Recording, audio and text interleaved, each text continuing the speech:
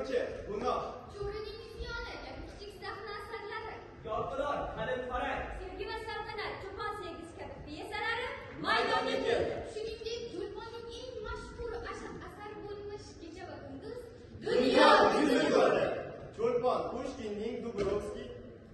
Boris Godunov asarlari. Gorkiyning ona romani. Plaxotining Yevropa safari.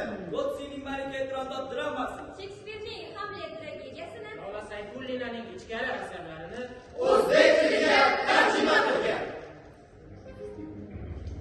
Xo'sh, Abdulhamid Sulaymonovni Cho'lpon Moskvaga nega bording-a? Mana men aytdim. U yerda sen o'zga yurt josuslari bilan ko'rishgansan. O'zingni aksi inqilobiy ishlaringni boshlash uchun borgansan. Millatchi, qamatmasanmi seni hali? Cho'lpon xalq dushmani. Millatga sotqin. Cho'lpon xalq dushmani. Uni qamash kerak. U josus. O'ylagan siyratgan g'oyalar fransizat. Abdulhamid Sulaymonovich Cho'lpon. Uning ijodiga cheklovsiz.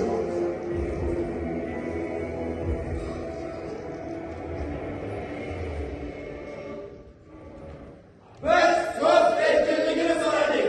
Bo'laring. Biz adolat so'radik. Asqarlaring.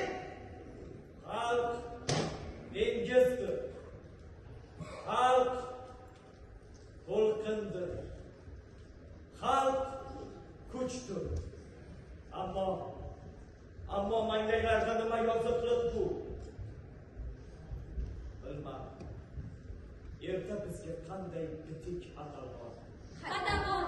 Quyosh otmagandir bu tol otajon. 1938 oktyabr 4-chi. Ammo bu qiynoqlar zulm o'tkinchi.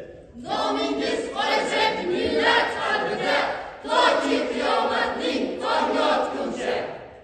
Abdulhamid Sulaymonov